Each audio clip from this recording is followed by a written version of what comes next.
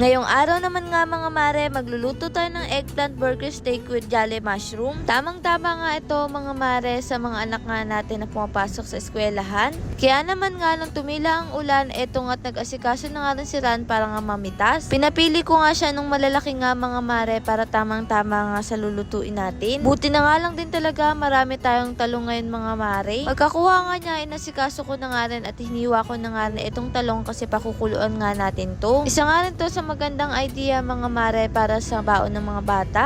Kapag talaga mga mare kasama natin ang jolly mushroom ay hindi talaga tayo mauubusan nga ng idea sa kusina. At eto na nga mga mare si Ran, naghiwa na nga dito ng sibuyas mga mare habang nagpapakulo nga ako ng talong nga natin. Wala nga tayong ibang gagamitin dito kundi talong at mushroom lang. Hindi nga natin dito kailangan ng karne mga mare kaya tamang tama to sa atin ngayon. Pagkatapos nga pakuluan, ayan inasikaso ko na nga rin para gayatin nga ng maliliit. Kaya nyo nga to mga mare gawin sa bahay, tiyak na magugustuhan to ng mga anak nyo. At eto na nga mga mare ang kokompleto sa recipe nga natin ngayong araw, ang jolly mushroom. Tiyak na masarap at masustansya dahil ito ay may fiber, protein and antioxidant. Ang kailangan nga lang mga mare paghalu-haluin nga natin yung mga ingredients at eto't nilagay ko na nga rin jolly mushroom. Pagkatapos naman nga nun ilagay mo na nga rin etong sibuyas saka etong nga mga mareng bawang. Isunod mo na nga rin etong itlog mga mare at syempre mga pampalasa at harina. Pagkatapos naman na nun mga mare, eto't halu-haluin lang natin yan para nga manuot yung lasa sa bawat isa. Aba hindi naman nga halatang masaya ako habang naghahalo nga dyan mga mare. Pagkatapos na nun, nag-init na nga rin ako ng kawali at inilagay ko na nga rin etong mantika. O di ba mga mare, sobrang bilis lang. Syempre wala ka nang ibang gagawin kundi prituhin at antayin mo na nga lang mag golden brown para sa ganon ihango mo na. May bago na naman nga tayong natutunan nga ngayong recipe mga mare at tiyak na ulit-ulitin nga rin natin to lalo na nga pag lumaki nga si Gail. Maganda nga rin to mga mare sa mga batang hindi nga mahilig sa gulay dahil hindi nila mahalata na may mushroom at talong to dahil iba nga yung lasa. Sa dalawang lata nga mga mare ng mushroom ay napakarami ko na rin talagang nagawa. Tingnan nyo mga mare, kulay pa lang ay tiyak na masarap na.